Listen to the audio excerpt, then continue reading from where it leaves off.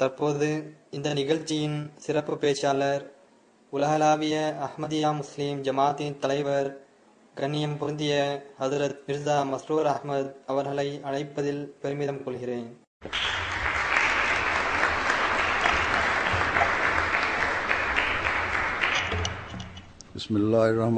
அளவற்ற அருளாளனும் மேன்மேலும் கருணை காட்டக்கூடியவனுமாகிய அல்லாவின் பெயரால். இங்கு வருகை தந்திருக்கக்கூடிய சிறப்பு விருந்தினர்கள் அனைவருக்கும் அஸ்ஸலாமு அலைக்கும் வரஹ்மத்துல்லாஹி வபரகாத்துஹு. இறைவனுடைய சாந்தியும் சமாதானமும் உங்கள் அனைவரின் மீதும் உண்டாவதாக. முதலாவதாக இங்கு வருகை தந்திருக்கக்கூடிய சிறப்பு விருந்தினர்கள் அனைவருக்கும் என்னுடைய நன்றியை தெரிவித்துக் கொள்கிறேன். குறிப்பாக இங்கே குறுகிய நேரத்தில் தங்களுடைய கொள்கைகளையும் கருத்துக்களையும் வழங்கிய சிறப்புரையாளர்களுக்கு எனது நன்றியை தெரிவித்துக் கொள்கிறேன். மிக குறுகிய நேரத்தில் தமது கொள்கைகளை விவரிப்பது என்பது சாத்தியமற்றது என்பதை நான் முழுமையாக உணர்கிறேன். அநேகமாக இந்த சிறப்புரையாளர்களால் தாங்கள் விரும்பிய அனைத்து கருத்துக்களையும் முழுமையாக விவரித்திருக்க முடியாது. எவ்வாறாயினும் இந்த மாலை வேளையில் பல்வேறு மார்க்கத்தை சார்ந்த பலதரப்பட்ட மக்கள் இங்கே ஒன்று கூடியிருப்பது ஒரே விருப்பத்திற்காகவும் குறிக்கோளுக்காகவும் நாம் ஒன்றிணைந்திருக்கிறோம் என்பதை எடுத்துக்காட்டுகிறது. அந்த பொதுவான குறிக்கோள் என்னவென்றால், வானங்களையும் பூமியையும் படைத்தவனின் படைப்பினங்களின் வாழ்க்கையை முன்னேற்றுவது என்பதாகும். எந்த படைப்பினங்களில் மனிதன் மிகச் சிறந்தவனாக கருதப்படுகிறானோ அந்த படைப்பினங்களின் முன்னேற்றமாகும். யூகே அஹ்மதியா ஜமாத்தின் நூற்றாண்டு நிறைவையொட்டி கடந்த ஒரு வருடமாக பல்வேறு நிகழ்ச்சிகள் நடத்தப்பட்டன. ஆனால் இன்றைய நிகழ்ச்சி எல்லாவற்றிலும் மிகச் சிறந்ததாக இருக்கின்றது. இந்த நிகழ்ச்சி இக்காலத்தில் இறைவனுடைய முக்கியத்துவத்தை பற்றி பல்வேறு மக்கள் ஒன்று கூடி கலந்துரையாடுவதற்கு ஒரு பொதுவான மேடையை அளித்த சிறந்த சந்தர்ப்பமாக அமைந்துள்ளது. ஆக இந்த நிகழ்ச்சியின் ஏற்பாட்டாளர்கள் நமது நன்றிகளுக்கு முழு தகுதியுடையவர்களாவர். குறிப்பாக நான் இவர்களுக்கு நன்றிக்குரியவனாக இருக்கின்றேன். ஏனென்றால் இந்த நிகழ்ச்சியின் மூலம் எனக்கு புதிய மக்களுடன் தொடர்பு ஏற்பட்டிருக்கின்றது.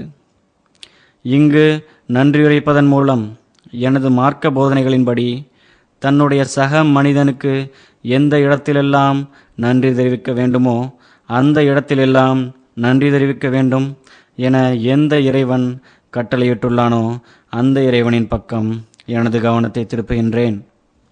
எனவே எவரேனும் உங்கள் மீது அன்பாக இருக்கின்றார் என்றால் அவருக்கு உங்களுடைய பாராட்டுகளை தெரிவிப்பது உங்களது கடமையாகும். ஏனென்றால் படைப்பினங்களுக்கு நன்றியுடையவனாக இருப்பது இறைவனுக்கு நன்றியுடையவனாக இருப்பதன் அத்தியாவசிய தேவையாகும். இதுவே இறைவனை பற்றி இஸ்லாம் கூறும் கருத்து மற்றும் சித்தரிப்பாகும். எனவே இறைவனின் போதனைகளை உண்மையாக பின்பற்றக்கூடிய, இறைவனை முழுமையாக நம்பக்கூடிய ஒருவர் இந்த ஒரு போதனையை மட்டும் நேர்மையாக பின்பற்றுவார் என்றால் அவருடைய அந்த நன்றியுடைமை இந்த சமுதாயத்தில் அன்பு மற்றும் பாசத்தை ஏற்படுத்தும் என்பது உறுதியானதாகும். இந்த போதனையை பரப்புவது அது எந்த நூற்றாண்டாக இருந்தாலும் சரி, எவ்வாறு ஒரு பூத்து குலுங்கக்கூடிய மலர் தனது அழகு மற்றும் நறுமணத்தை தன்னுடைய சுற்றுப்புறங்களில் பரப்புமோ அதற்கு ஒப்பானதாகும். எனவே நாம் ஒவ்வொருவரும் இவ்வாறு நடப்போமானால் உலகில் பல்வேறு காலங்களில், பல்வேறு இடங்களில் மற்றும் பல்வேறு தருணங்களில் தோன்றக்கூடிய பற்றி எரியக்கூடிய வெறுப்பு மற்றும் பிரச்சனைகள் புதைக்கப்பட்டு அதற்கு பதிலாக அமைதி மற்றும் அன்பு எல்லா காலத்திலும் எல்லா இடங்களிலும் பரவிவிடும். நான் கூறுவது பேச்சுக்கு நன்றாக இருக்கும், ஆனால் செய்வதற்கு சாத்தியமற்றது என்று சிலர் கருதலாம். ஆனால் மார்க்கங்களின் நெடிய வரலாற்றை நாம் பார்க்கும் பொழுது இவ்வாறான கருணைமிக்க அக்கறையுள்ள சமுதாயத்தை தான் இறைவன் விரும்புகின்றான் என்று நம்மால் உணர முடிகிறது. மனித இனம் இந்த உயர்ந்த குறிக்கோளை அடைந்து தார்மீக உச்சக்கட்டத்தை எட்ட வேண்டுமென இறைவன் விரும்புகிறான். இந்த காரணங்களுக்காகவே இறைவன் தன்னுடைய நபிமார்களையும் நல்லடியார்களையும் தொடர்ச்சியாக உலகின் எல்லா பகுதிகளுக்கும் அனுப்பியுள்ளான். அவர்கள் மனித இனத்தை சீர்திருத்துவதற்காகவும் பரஸ்பர அன்பு, கருணை மற்றும் சகோதரத்துவத்தை வளரச் செய்வதற்காகவும் அனுப்பப்பட்டுள்ளனர். இறைவனின் கடமையை நிறைவேற்றுவதன் பக்கமும் படைப்பினங்களின் கடமைகளை நிறைவேற்றுவதன் பக்கமும் மக்களின் கவனத்தை ஈர்ப்பதற்காகவே இறைவன் தன்னுடைய பிரதிநிதிகளை அனுப்பியுள்ளான். இறைவனுடைய நபிமார்கள் மற்றும் இறைவனால் தேர்ந்தெடுக்கப்பட்டவர்களால் இறைவனின் போதனைகளின்படி தங்களுடைய வாழ்க்கையை அமைத்து கொள்ள கடும் முயற்சிகள் செய்யக்கூடியவர்கள் நிறைந்த ஒரு சமுதாயத்தை தங்களை சுற்றி உருவாக்க முடிந்தது. ஆனால் அவர்களை எதிர்க்கக்கூடிய அனைவரும் எந்தவித பாரபட்சமும் இன்றி துரதிருஷ்டவசமான முடிவை சந்தித்தனர். இறைவன் எப்பொழுதெல்லாம் எங்கெல்லாம் தன்னுடைய தூதர்களை அனுப்பினானோ அவர்கள் எல்லோராலும் ஏற்றுக்கொள்ளப்படவில்லை. மாறாக இறைவனுடைய மார்க்கத்தையும் அவர்களுடைய தோற்றத்தையும் எதிர்க்கக்கூடிய மக்கள் இருந்து வந்தனர். இவர் மக்களின் மனதில் ஒரு அச்சத்தை ஏற்படுத்த முயல்கிறார். மேலும் எல்லா சக்திகளையும் கொண்டுள்ள இறைவனின் மீது நம்பிக்கை கொள்ள தேவையில்லை என்று அவர்கள் கூறி வந்தனர். ஆயினும் எவர்கள் இறைவனை மறுத்தார்களோ மற்றும் அவனுடைய தூதர்களை எதிர்த்தார்களோ அவர்கள் அழிவிற்குள்ளாயினர். இறைவனை விட்டும் வெகு தூரம் சென்றுவிட்ட மக்கள் எவ்வாறு பல்வேறு சோதனைகளுக்கு ஆளாக்கப்பட்டு இறுதியாக அழிவிற்குள்ளாயினர் என்ற சம்பவங்களை திருக்குரான் எடுத்து கூறுகிறது. மாறாக இறைவனுடன் நெருக்கமான தொடர்பை ஏற்படுத்தி கொண்டவர்கள் எப்பொழுதும் வெற்றியாளர்களாகவே இருந்தனர். இவ்வாறான சம்பவங்கள் திருக்குரானில் மட்டுமின்றி மற்ற மார்க்கங்களின் வேதங்களிலும் இடம்பெற்றுள்ளன. இந்த சம்பவங்களை பற்றி படிக்கும் பொழுதும் இதனை பற்றி கேட்கும் பொழுதும் இந்த சம்பவங்கள் எல்லாம் வெறும் பழங்கதைகளும் நீதி கதைகளும் தானா அல்லது உண்மையாகவே நடந்த சம்பவங்களா என்று எண்ணி பார்க்க தோன்றுகின்றது. எந்த விளைவுகளை பற்றி இறைவனால் தேர்ந்தெடுக்கப்பட்டவர்கள் முன்னறிவித்தனரோ அவையெல்லாம் நடந்தனவா? எந்த முன்னறிவிப்புகளை இறைவனின் பிரதிநிதிகள் அறிவித்தனரோ அவையெல்லாம் நிறைவேறியதா? இறைவன் தன்னால் தேர்ந்தெடுக்கப்பட்டவர்கள் மீது அருட்களையும் பரிசுகளையும் வழங்கினானா? தூதர்களின் போதனைகளை பின்பற்றியதன் பலனாக அதனை ஏற்றுக்கொண்டவர்கள் உண்மையிலேயே அன்பும் மற்றவர்கள் மீது கருணையும் நிறைந்த பாதையில் நடந்தார்களா? இந்த குறுகிய நேரத்தில் ஒவ்வொரு பிரச்சனையையும் என்னால் ஆழமாக விவரிக்க முடியாது. மார்க்கத்தின் வரலாறு எல்லா பிரச்சனைகளுக்கும் தீர்வை கொண்டுள்ளதா என்ற கேள்விக்கு ஆம் என்று என்னால் உறுதியாக கூற முடியும். எந்த இறைவேதத்தில் நான் நம்பிக்கை கொண்டுள்ளேனோ அந்த திருக்குரான் நான் கூறிய அனைத்தும் உண்மையாகும் என்றும் இறைவனுடன் நெருக்கமான தொடர்பை ஏற்படுத்திக் கொள்வதன் மூலம் மனித இனத்தால் ஆன்மீகத்தின் எந்த உயர்ந்த நிலையை அடைய வேண்டுமோ அந்த உயர்ந்த நிலையை அடைய வைப்பதை நோக்கமாக கொண்டு இறைவன் தனது தூதர்களை அனுப்புகிறான் என்றும் கூறுகிறது. இந்த இறை தொடர்பின் மூலம் மனிதன் இறைவனுடைய கடமைகளை நிறைவேற்றுவதுடன் நல்லொழுக்கத்தின் உயர்ந்த நிலையை வெளிக்காட்டியபடி மனிதனால் இறைவனுடைய படைப்புகளுக்கான கடமையையும் நிறைவேற்ற முடிகிறது. நான் ஏற்கனவே கூறியுள்ளது போன்று இறைவனுடைய படைப்பினங்களுள் மனிதனே மிகச் சிறந்தவனாவான் என்று இறைவனால் கூறப்பட்டுள்ளது. இந்த இரு அடிப்படையான தத்துவங்கள் எவ்வாறானதென்றால் இவை எந்த ஒரு சமுதாயத்தில் நிலைநாட்டப்பட்டாலும் அதனை பின்பற்றுபவர்கள் இறை விருப்பத்தை பின்பற்றுவதுடன் அன்பு, பாசம் மற்றும் சகோதரத்துவத்தை பரப்புபவர்களாக ஆகிவிடுகின்றனர். ஒரு முஸ்லிமாக என்னுடைய கொள்கையின்படி எல்லாம் வல்ல அல்லாஹ் இந்த முழு உலகின் சீர்திருத்தத்திற்காகவும் இந்த உயர்ந்த குறிக்கோள்களை மனித இனத்தில் நிலைநாட்டுவதற்காகவும் முஹம்மது ஸல்லல்லாஹு அலைஹி வஸல்லம் அவர்களை அனுப்பியுள்ளான். சீர்திருத்தத்திற்கான அவர்களது முயற்சியில் இந்த இறை செய்தியை தொடர்ந்து இரவு பகலாக போதித்து வந்தார்கள். போதிப்பதுடன் மட்டும் அவர்களது முயற்சிகள் நின்றுவிடவில்லை. மேலும் ஒவ்வொரு இரவும் தனது இறைவனின் முன்பாக தொழுகையில் சிரம் தாழ்த்தி மிக்க வேதனையுடனும் மன வலியுடனும் அழுது வந்தார்கள். எவ்வாறென்றால் அவர்கள் சுஜூது செய்த அந்த இடம் கண்ணீரால் மூழ்கிவிட்டது. இறைத்தூதர் ஸல்லல்லாஹு அலைஹி வஸல்லம் அவர்கள் என்ன காரணத்திற்காக இவ்வளவு ஆர்வத்துடன் வேண்டி வந்தார்கள்? அவர் தனது சொந்த வளத்திற்காகவோ பதவிக்காகவோ துவா செய்யவில்லை. அவர்கள் எந்த ஆட்சியோ அரசாங்கத்தையோ கைப்பற்றுவதற்காக துவா செய்யவில்லை. ஆனால் தன்னுடைய இறைவனின் முன்பாக தன்னை மிகவும் வருத்தி கொண்டு அவர்கள் வேண்டிய ஒவ்வொரு துவாவும் ஏன் இந்த மக்கள் ஆன்மீகத்திலும் நல்லொழுக்கத்திலும் சீர்திருந்தவில்லை என்பதாக இருந்தது. ஏன் இந்த மக்கள் தங்களது கொடூரங்களை கைவிட மறுக்கின்றனர்? ஏன் இந்த மக்கள் தங்களுடைய கெட்ட நடத்தைகள் மற்றும் தீங்குகளை கைவிட விரும்பவில்லை? மேலும் இவை எல்லாவற்றின் காரணமாக ஏன் இவர்கள் தம்மைத்தாமே அழிவின் படுகொலியில் தள்ளிவிடுகின்றனர் என்பதாக இருந்தது. தூய நபி ஸல்லல்லாஹு அலைஹி வஸல்லம் அவர்களது கடுந்துயரமும் மனவேதனையும் எவ்வளவு ஆழமாகவும் அவர்களது ஏக்கம் மற்றும் நிம்மதியற்ற நிலை எவ்வளவு பெரியதாகவும் இருந்ததென்றால், திருக்குரானில் அல்லாஹ் அவரிடம் நேராக இவ்வாறு கேட்கின்றான்: உமது செய்தியை அவர்கள் நம்பவில்லை எனில் மிகுந்த வருத்தத்தினால் நீர் உம்மை அழித்து விடுவீரா? அதிகாரம் 18 வசனம் 7. எனினும் இறைவன் எப்படிப்பட்டவன் என்றால், உள்ளத்திலிருந்து எழுகின்ற சீரிய துவாக்களை செவிமடுப்பவனாவான்.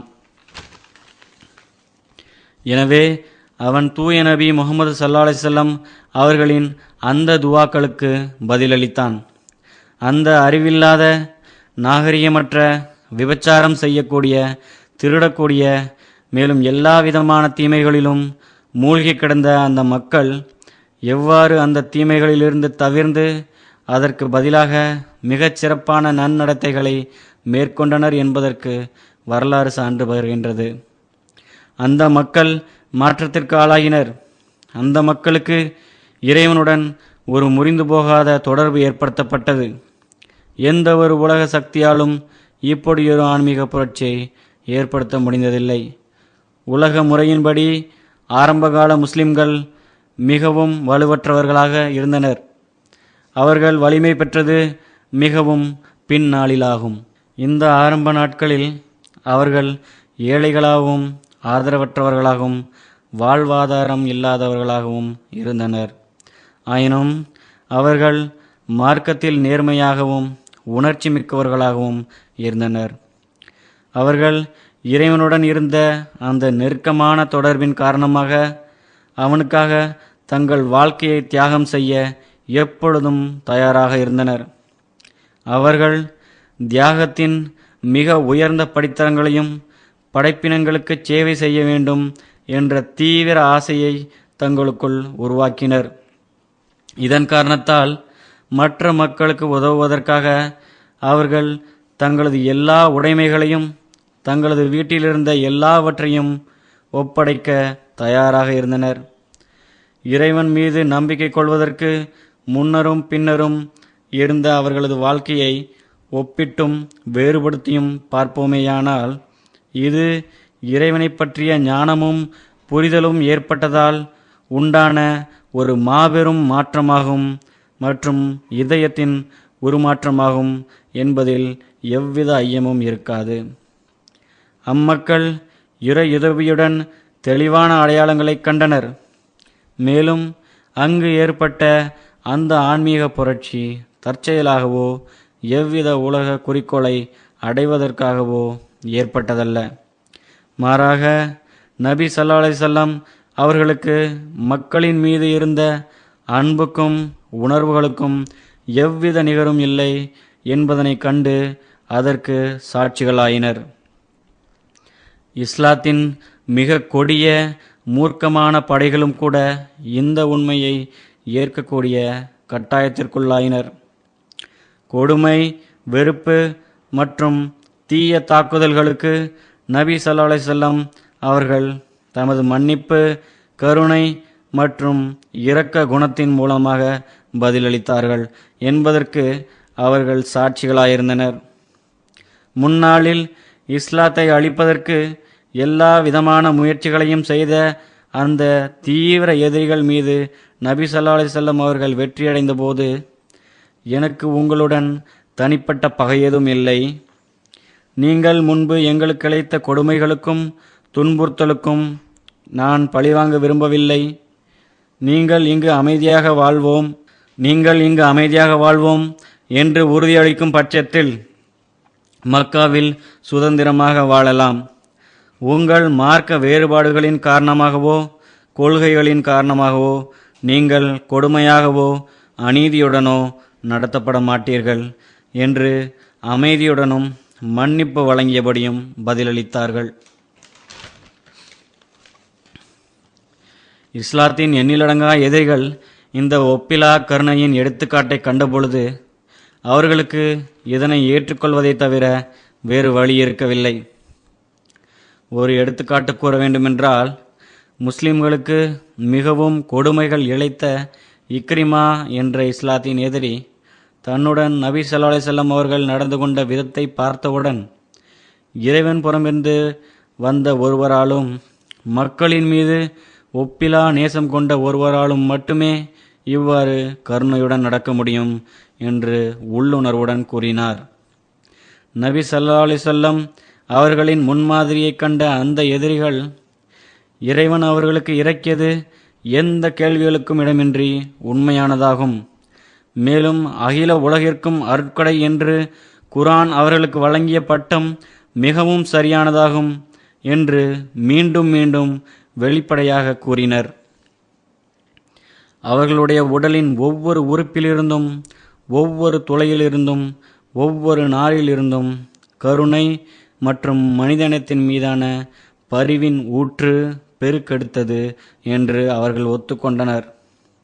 நபி ஸல்லல்லாஹு அலைஹி வஸல்லம் அவர்களின் ஒவ்வொரு செயலும் கருணை மிக்கதாகவும் இறைவனின் வார்த்தையை உண்மைப்படுத்தக்கூடியதாகவும் இருந்தது என அவர்கள் வெளிப்படையாக அங்கீகரித்தனர். இந்த கருணை மிக்க போதனைகளின் மீது ஒரு கேள்வி எழலாம், ஒரு குற்றச்சாட்டு கூறப்படலாம். இன்னும் சொல்ல போனால் சில முஸ்லிம் அல்லாதவர்கள் தொடர்ந்து இதனை எழுப்பி வருகின்றனர். அந்த குற்றச்சாட்டு என்னவென்றால், இஸ்லாம் மற்றவர்களின் மீது அன்பும் இரக்கமும் காட்ட வேண்டுமென முஸ்லிம்களுக்கு போதிக்கின்றது என்றால், நபி ஸல்லல்லாஹு அலைஹி வஸல்லம் அவர்கள் உண்மையாகவே முழு மனித இனத்தின் அருட்கொடை என்றால் ஏன் இந்த மார்க்க போர்கள் செய்யப்பட்டன? இந்த கேள்வியை புரிந்து கொள்ள நீங்கள் இஸ்லாத்தின் உண்மையான ஆரம்பகால வரலாற்றை தெரிந்திருக்க வேண்டும். மேலும் 2 முக்கியமான கருத்துக்களை ஞாபகம் வைத்துக் கொள்ளுங்கள். முதலாவதாக, நடுநிலையான கிழக்கத்திய மாற்று மத அறிஞர்களும் ஏற்றுக்கொள்வது என்னவென்றால், நபி ஸல்லல்லாஹு அலைஹி வஸல்லம் அவர்கள் வாதம் புரிந்த அந்த ஆரம்ப காலத்தில் அவர்களும் அவர்களை பின்பற்றுபவர்களும் நாத்திகர்களாலும் சிலை வணக்கம் மேற்கொள்பவர்களாலும் மிகவும் காட்டுமிராண்டித்தனமான கொடூரமான துன்புறுத்தல்களுக்கு ஆளாக்கப்பட்டனர் என்பதாகும். உண்மையாகவே நபி ஸல்லல்லாஹு அலைஹி வஸல்லம் அவர்களின் சஹாபாக்கள், ஆண்கள், பெண்கள், குழந்தைகள் உட்பட பலர் உயிரிழந்தனர். அந்த எதிர்ப்பின் மிருகத்தன்மைக்கு ஒரேயொரு எடுத்துக்காட்டு கூற வேண்டும் என்றால், முஸ்லிம் பெண்களின் 2 கால்களில் வெவ்வேறு ஒட்டகங்கள் கட்டப்பட்டு அந்த ஒட்டகங்கள் எதிரெதிர் திசைகளுக்கு ஓட வைக்கப்பட்ட சம்பவங்களாகும். இதன் காரணத்தால் முஸ்லிம் பெண்களின் உடல்கள் கிழித்தெறியப்பட்டு 2 துண்டுகளாக ஆக்கப்பட்டன. இன்னும் கூற வேண்டுமென்றால், கொடுமைகளின் மிக நீண்ட பட்டியல் உள்ளது. அவை அனைத்தையும் என்னால் இங்கு விளக்க இயலாது. ஆயினும் மனித தன்மையற்ற கொடூரமான துன்புறுத்தல்களுக்கு ஆளான பிறகும் முஸ்லிம்கள் வெளிப்படையாகவோ மறைமுகமாகவோ எந்த ஒரு பழிவாங்குதலையும் மேற்கொள்ளவில்லை. மாறாக பல ஆண்டுகளாக நீடித்த மிக கொடூரமான துன்புறுத்தல்களை பார்த்த பிறகும் நபி ஸல்லல்லாஹு அலைஹி வஸல்லம் அவர்களும் அவர்களது சஹாபாக்களும் மக்காவை விட்டு வெளியேறினர். சில முஸ்லிம்கள் மதீனா நகரில் சென்று வாழ்ந்தனர், மற்றும் சிலர் வேறு இடங்களுக்கு பயணித்தனர். நபி ஸல்லல்லாஹு அலைஹி வஸல்லம் அவர்கள் ஹிஜ்ரத் செய்த மதீனாவில் அதிகமான மக்கள் இஸ்லாத்தை ஏற்றுக்கொண்டனர்.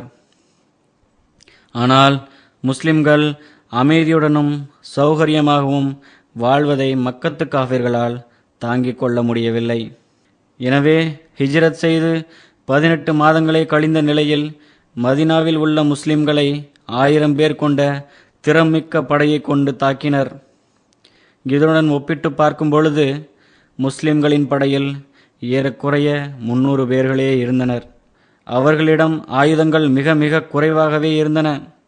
சில வாட்களும் அம்புகளும் மட்டுமே இருந்தன. இந்த இரு படைகளின் தகுதிகளை ஒப்பிட்டு ஆராய்ந்து பார்த்தால் முஸ்லிம்கள் எதிர்த்து நின்று போரிடுவதை விட பின்வாங்கி தங்களை காத்துக்கொள்வதே சிறந்த தேர்வாக அமைந்திருக்கும் என்பதில் எவ்வித சந்தேகமும் இல்லை. ஆனால் அந்நேரத்தில் இறைவன் முடிவாக நபி ஸல்லல்லாஹு அலைஹி வஸல்லம் அவர்களை எதிர்த்து போரிடும்படி கட்டளையிட்டான். இது திருக்குரான் அதிகாரம் 22 வசனம் 40-41 கூறப்பட்டுள்ளது. எவர்கள் மீது போர் தொடுக்கப்பட்டதோ அவர்களுக்கு போரிட அனுமதி வழங்கப்பட்டுள்ளது.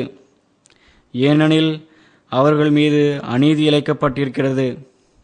மேலும் நிச்சயமாக அல்லாஹ் அவர்களுக்கு உதவ ஆற்றல் உள்ளவனாவான். எங்களின் இறைவன் அல்லாஹ் என்று சொன்னதற்காக மட்டும் அநியாயமாக அவர்களின் வீடுகளிலிருந்து விரட்டப்பட்டவர்களுக்கும் போரிட அனுமதி வழங்கப்பட்டுள்ளது.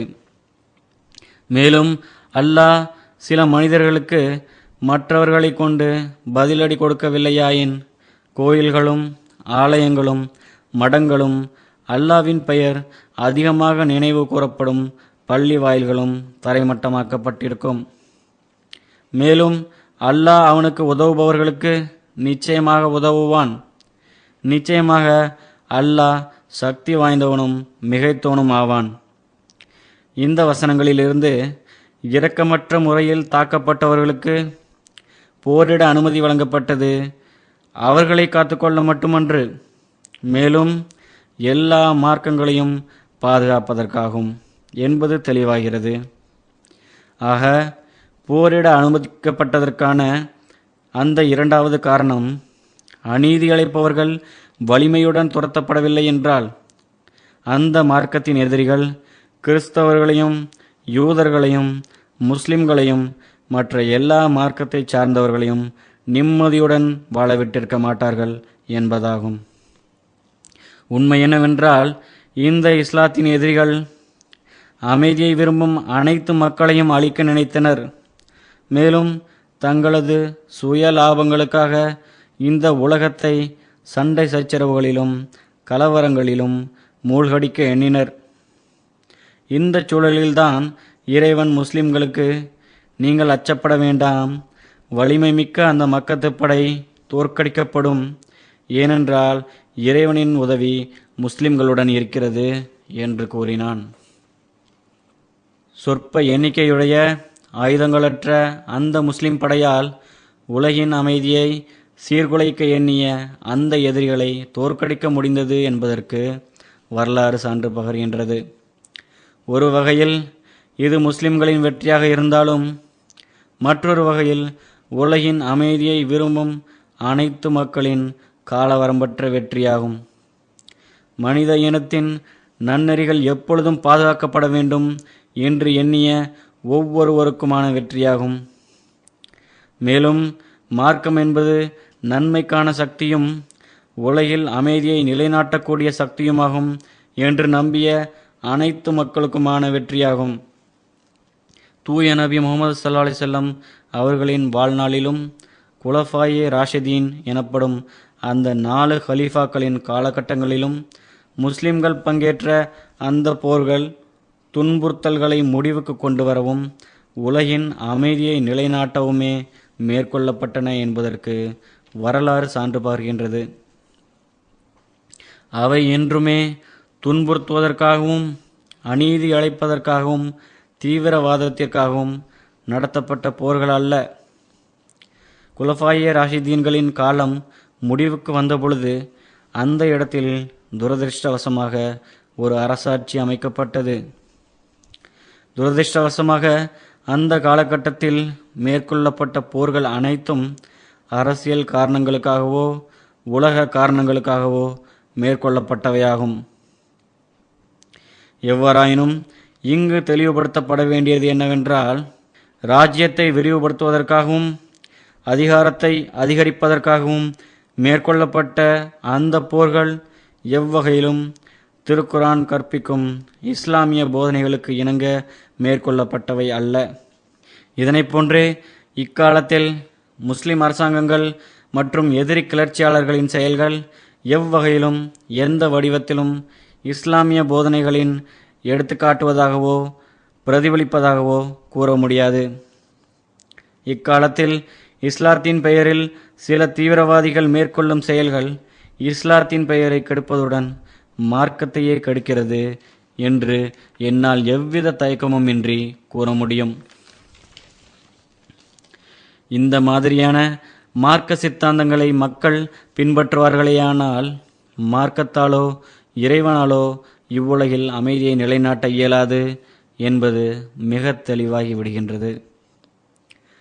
இன்னும் சொல்லப்போனால் மார்க்கம் இவ்வுலகின் அமைதியை சீர்குலைக்கவே செய்கிறது என்பது உண்மையாகிவிட்டது என்று சிலர் கூறுவதை ஏற்றுக்கொள்ள வேண்டி வரும்.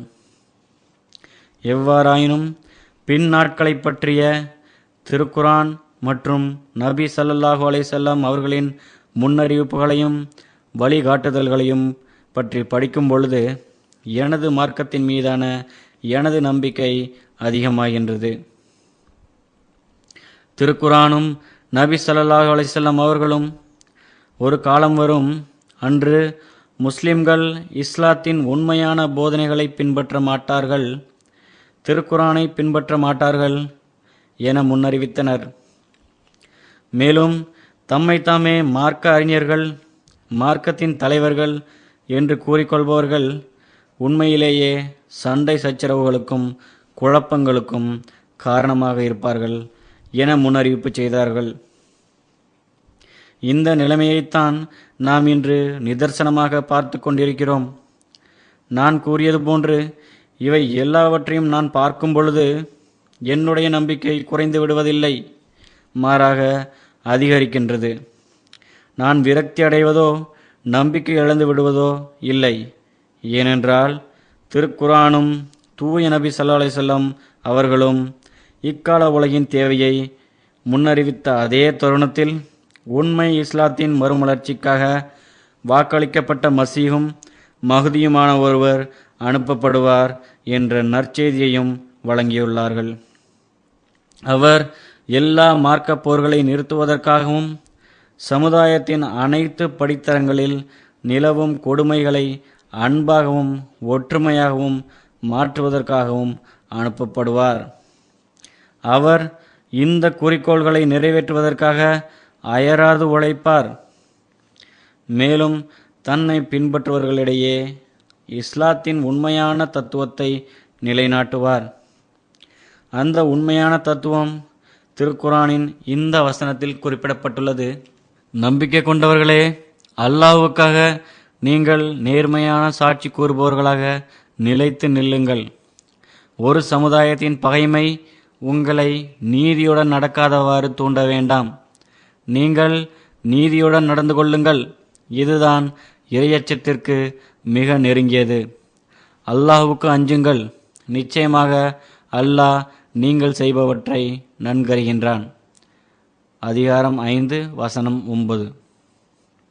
ஆக இந்த வசனம் எப்பொழுதும் உண்மையுடனும் நீதியுடனும் இருக்க வேண்டிய தேவையை குறிப்பிட்டு காட்டுகின்றது. நீதியின் தரம் எப்படி இருக்க வேண்டும் என்றால், உங்கள் சாட்சியம் உங்களுக்கோ உங்கள் பெற்றோருக்கோ நெருங்கிய உறவினர்களுக்கோ எதிராக இருப்பினும் அல்லாஹ்வுக்காக சாட்சி கூறுபவர்களாய் இருங்கள். அதிகாரம் 4 வசனம் 136. எவ்வித தயக்கமுமின்றி அத்தகைய நீதியின் படித்தரம் இவ்வுலகில் அமைதியை நிலைநாட்டுவதற்கான உத்தரவாதமாகும். கேள்வி என்னவென்றால், திருக்குரானில் இறைவன் நமக்கு கற்றுத்தந்துள்ள அந்த உயர்ந்த படித்தரத்தை அடைய முடியுமா? நான் ஏற்கனவே கூறியது போன்று திருக்குரான் மற்றும் நபி ஸல்லல்லாஹு அலைஹி வஸல்லம் அவர்களின் முன்னறிவிப்பிற்கேற்ப இவ்வுலகில் ஒழுங்கின்மை, குழப்பம் மற்றும் லஞ்சம் நிறைந்த ஒரு காலம் வரும். மேலும் இந்த முன்னறிவிப்பு வார்த்தைக்கு வார்த்தை நிறைவேறியுள்ளதை நமது கண்களால் பார்க்க முடியும். இது இறைவனின் உண்மையான வார்த்தை தெளிவாக வெளிப்படுத்தப்பட்டதற்கான சான்றாகும். இவ்வழியிலேயே மார்க்கத்தின் மறுமலர்ச்சியுடன் வாக்களிக்கப்பட்ட மசீஹ் மஹ்தியால் நீதியின் உயர்ந்த படித்தரமும் உலகில் நிலைநாட்டப்படும். நாடுகளுக்கிடையேயான பகைமை இதற்கு தடையாக இருக்காது. அகமதி முஸ்லிம்களாகிய நாங்கள் இந்த முன்னறிவிப்புகள் நிறைவேறிவிட்டது என்று நம்பிக்கை கொள்வதுடன் இறைவனால் அனுப்பப்பட வேண்டிய அந்த நபர் ஹஸ்ரத் மிர்சா குலாம் அஹ்மத் அலைஹிஸ்ஸலாம் காதியானி அவர்களின் உருவில் வந்துவிட்டார் என்று நம்பும் நல்வாய்ப்பை பெற்றிருக்கிறோம். மேலும் வாக்களிக்கப்பட்ட மசீஹ் அலைஹிஸ்ஸலாம் அவர்களால் தோற்றுவிக்கப்பட்ட இஸ்லாத்தின் மறுமலர்ச்சிக்கான வேலை ஆன்மீக வழித்தொடரான கிலாஃபத் அமைப்பின் மூலமாக தொடர்கிறது என நாங்கள் நம்பிக்கை கொண்டிருக்கிறோம். வாக்களிக்கப்பட்ட மசீஹ் அலைஹிஸ்ஸலாம் அவர்களின் உண்மைத்துவம் இறைவனின் உதவியுடனும் ஆதரவுடனும் மேலும் அவருக்கு சாதகமாக இறைவன் காட்டிய எண்ணற்ற அடையாளங்கள் மூலமாகவும் நிரூபிக்கப்பட்டது. அதில் ஒரு அடையாளம் என்னவென்றால், படைத்தவனை மறந்ததாலும் உலகில் பரவி கிடக்கக்கூடிய குழப்பங்கள் மற்றும் சண்டை சச்சரவுகளாலும் நிலநடுக்கங்கள் மற்றும் இயற்கை அழிவுகளின் எண்ணிக்கை அதிகரித்ததாகும். கடந்த நூற்றாண்டில் நடந்த இயற்கை அழிவுகளின் எண்ணிக்கை முந்தைய நூற்றாண்டுகளில் நடந்ததை விட அதிகமானதாகும் என்பதற்கு வரலாறு சான்று பகர்கின்றது. இன்னொரு அடையாளம் என்னவென்றால், ரஷ்யாவை சார்ந்த ஜார் மன்னரின் வீழ்ச்சி குறித்து வாக்களிக்கப்பட்ட மசீஹ் அலைஹிஸ்ஸலாம் அவர்களின் முன்னறிவிப்பாகும். ஜார் மன்னர்களின் கொடுமைகளின் காரணமாக அவர்களிடமிருந்து அவர்களது பதவியும் ஆட்சியும் பறிக்கப்படும் என முன்னறிவித்தார்கள். இதுவும் உண்மையாக நடந்தது என வரலாறு காட்டுகின்றது. மூன்றாவது முன்னறிவிப்பு உலகப் போர்களை பற்றியதாகும். நாம் 2 உலகப் போர்களை கண்டுவிட்டோம். நாம் நமது வழிகளை சரி செய்து கொண்டு படைத்தவனை அடையாளம் கண்டுகொள்ளவில்லையாயின் இது போன்ற பல போர்களையும் அதன் பிறகு அதன் தீய விளைவுகளையும் காண வேண்டியது வரும். இந்த எல்லா முன்னறிவிப்புகளும் அன்னார் மனிதனை சீர்திருத்தி நேர்வழியின் பக்கம் கொண்டு வருவதற்காக இறைவன் புறமிருந்து வந்த எச்சரிக்கையாளர் ஆவார் என்பதை நிரூபிக்கின்றன. மேலும் இறை உதவி இல்லாமல் இந்தியாவின் ஒரு மூலையில் உள்ள சிறிய கிராமத்தைச் சேர்ந்த ஒருவரால் உலகம் முழுவதும் புகழ் பெற்றிருக்க முடியாது என்பது தெளிவாகிவிட்டது. அன்னாரது மரணத்திற்கு பிறகு இறை உதவி இல்லாமல் முன்னேற்றம் அடையக்கூடிய இத்தகைய ஒரு சமுதாயத்தை அவர்களுக்கு பின்னால் விட்டு சென்றிருக்க முடியாது. கிலாஃபத் அமைப்புடன் உறுதியாக இணைக்கப்பட்டுள்ள காரணத்தால் அந்த சமுதாயம் உலகம் முழுவதும் தனது தூதுப்பணியை பரப்பி வருகின்றது. அந்த தூதுப்பணி மனித இனத்துக்கு இறைவனுடனான தொடர்பை ஏற்படுத்துவதும் நீதியின் மிக உயர்ந்த முன்மாதிரிகளை நிலைநிறுத்தி மனித இனத்துக்கான கடமைகளை நிறைவேற்றுவதும் ஆகும். அஹ்மதியா முஸ்லிம் ஜமாத் மிக குறைந்த வளங்களையே கொண்டிருக்கிறது. எனவே இறை உதவி இல்லாமல் அதனால் உலகின் மூலைகள் வரை தனது தூது செய்தியை எட்ட வைத்திருக்க முடியாது. எனவே ஒரு வகையில் இறைவனின் இருப்பை இது நிரூபிப்பதுடன் இன்னொரு வகையில் அஹ்மதியா முஸ்லிம் ஜமாத்திற்கு இறை உதவியும் இறைவனின் ஆதரவும் உறுதியாக அருளப்பட்டிருக்கிறது என்பது நிரூபணமாகின்றது. இன்று மற்றவர்களுக்கு உதவி செய்வதற்காக பொருட்தியாகம் செய்பவர்களும் உலகில் அமைதியினை நிலைநாட்டி அதனை பாதுகாப்பதற்காக தங்கள் உயிரையே தியாகம் செய்பவர்களும் அஹ்மதியா ஜமாத்தின் உறுப்பினர்களே ஆவர். சில நாடுகளில் எங்களது ஜமாத் மிகுந்த துன்புறுத்தலுக்கு உள்ளாக்கப்படுகிறது. மேலும் எங்களுக்கு எதிராக கொடூரமான தீங்குகள் இழைக்கப்படுகின்றன. ஆனால் உலகின் அமைதிக்கு பங்கம் ஏற்படும் வகையில் நாங்கள் எதிர் நடவடிக்கை மேற்கொள்வதோ பழிக்கு பழி வாங்குவதோ இல்லை. இதில் எந்தவித சந்தேகமும் கிடையாது. ஏனென்றால் எங்களது ஜமாத்தின் தோற்றுனர் தெளிவாகவும் விவரமாகவும் எடுத்துரைத்த திருக்குரான் போதனைகளின்படி நாங்கள் செயலாற்றுவதனால் ஆகும். ஆகவே இவ்வுலகம் இக்காலத்தின் தேவையை உணர வேண்டும் என்பது எனது துவாவாகும். இன்று இங்கு ஒன்று கூடியிருக்கக்கூடிய பல்வேறு மார்க்கங்களின் பிரதிநிதிகளாகிய நாம் குறிப்பாக இந்த போதனைகளின்படி செயலாற்றி இறைவனுடைய படைப்பினங்களுடன் நீதியுடன் நடந்து கொள்வதன் மூலமாகவும் அவற்றிற்கான கடமைகளை நிறைவேற்றுவதன் மூலமாகவும் அந்த ஒரே இறைவனை அடைய முயற்சி செய்ய வேண்டும் என்பது எனது எதிர்பார்ப்பும் துவாவும் ஆகும். நிச்சயமாக இதுவே எல்லா மார்க்கங்களின் அசலான போதனைகளாகும். ஒரு நல்ல சமுதாயத்தை உருவாக்குவதற்காகவும் இறைவனின் படைப்பினங்களுக்கு உதவி செய்வதற்காகவும் அன்பு, பாசம் மற்றும் அமைதியை எல்லா படித்தரங்களிலும் நிலைநாட்டுவதற்காகவும் நம்மிடம் இருக்கின்ற எல்லா வளங்களையும் திறன்களையும் உபயோகப்படுத்த வேண்டும். இவ்வுலகின் அவசரமான முக்கியமான தேவை என்னவென்றால் அமைதியை நிலைநாட்டுவதும் இறைவன் மீது நம்பிக்கையை நிலைநாட்டுவதும் ஆகும். இந்த உண்மையை இவ்வுலகம் புரிந்து கொள்ளுமேயானால் உலகின் சிறிய பெரிய நாடுகள் அனைத்தும் தங்கள் இராணுவ பலத்தை அதிகரிப்பதற்காக பாதுகாப்பு செலவினங்கள் என்ற பெயரில் லட்சக்கணக்கான கோடிக்கணக்கான டாலர்களை ஒதுக்கீடு செய்ய மாட்டார்கள். மாறாக அந்த பணவளத்தை பசித்திருப்பவர்களுக்கு உணவளிப்பதற்காகவும் உலக கல்வி அளிப்பதற்காகவும் முன்னேறும் நாடுகளின் வாழ்க்கை தரத்தை உயர்த்துவதற்காகவும் செலவிட்டு கொண்டிருப்பார்கள். நாம் நடுநிலையுடன் இவ்வுலகை ஆராய்ந்து பார்ப்போமேயானால் முன்னேறிய நாடுகளின் பொருளாதாரம் கூட உறுதியற்றதாகவும் நிலையற்றதாகவும் இருக்கின்றது. பொதுமக்களின் செலவிடும் சக்தி வெகுவாக குறைந்துள்ளது. இன்று இங்கு மேற்கத்திய நாடுகளிலும் முன்னேறிய நாடுகளிலும் கூட முன்பெல்லாம் குடும்பங்களால் வழக்கமாக வெளியே சென்று சாப்பிட முடிந்தது. ஆனால் இன்று வெளியே சாப்பிடுவதை விடுங்கள், சமயங்களில் வீட்டிலேயே பட்டினி கிடக்கும் நிலை ஏற்பட்டுள்ளது என தொலைக்காட்சி பேட்டிகளின் போது கூறுகின்றனர். முன்பு வசதியாக வாழ்ந்ததைப் போலவும் சாப்பிட்டதைப் போலவும் இன்று செய்ய இயலாததாகும்.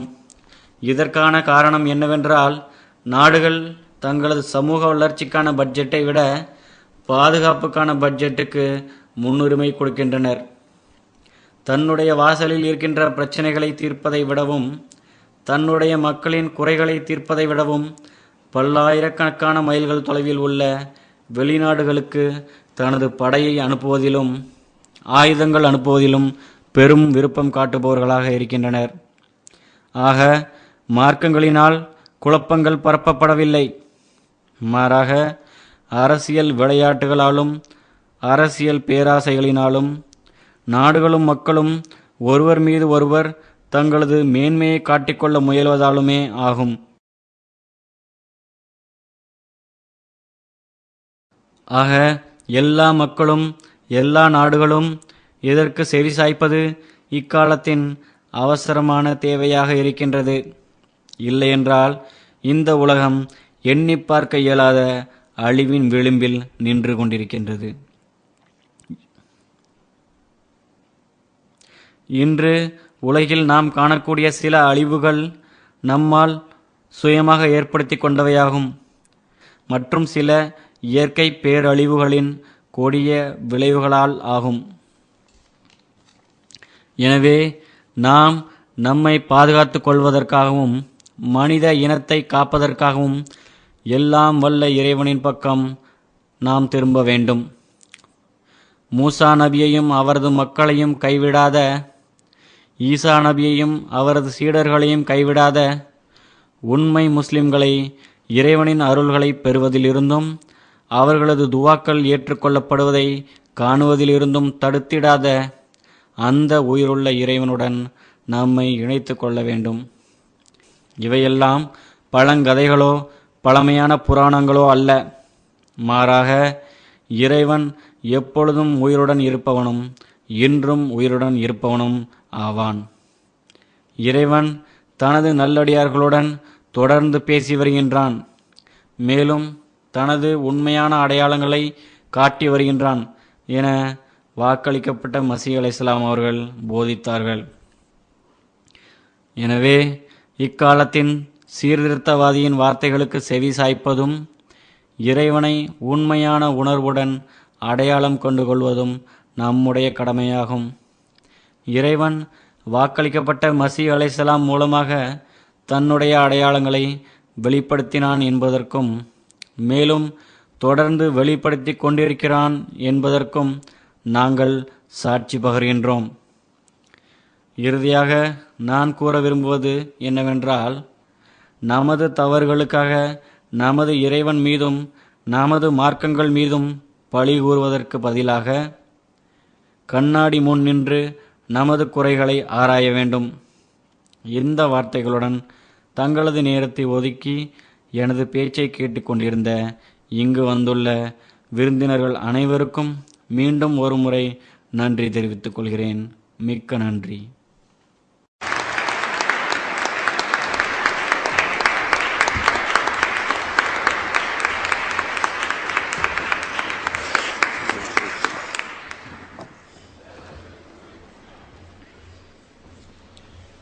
Ladies and gentlemen, just before we move to dinner, His Holiness will present some gifts to the speakers who have come and joined us tonight. So I'd like to request His Holiness to please kindly come to the front of the stage, and then we will call the speakers one by one. So firstly, I'd like to request the Right Honourable Baroness Warsi, Senior Minister of State at the Foreign Office, to please come towards the front and collect. And Rabbi Jackie Tabik.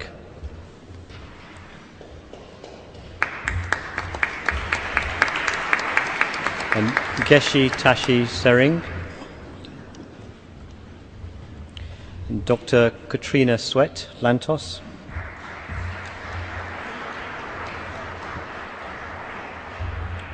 Rabbi Professor Daniel Sperber, Archbishop Kevin MacDonald,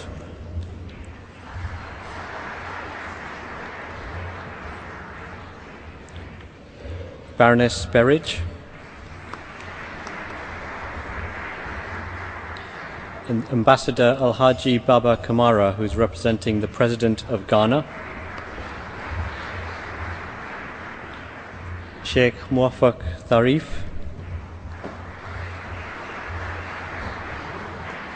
and Mr. Umesh Sharma,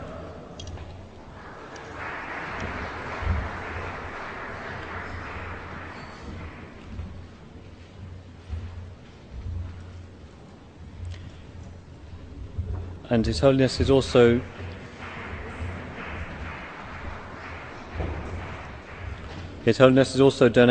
giving a gift to the City of London, the representative of the Guildhall, Deputy Ken Ayres, the immediate past Chief Commander. If I could ask him to come forward to please collect his gift.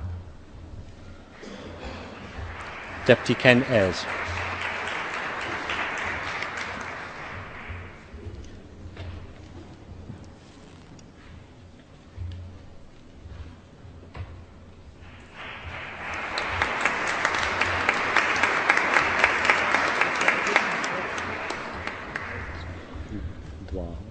According to our traditions, at the end of the formal function, we normally offer silent prayers. So now I will offer silent prayer. Ahmadis will join me. All of you can pray in your own way if you wish. Now silent prayer.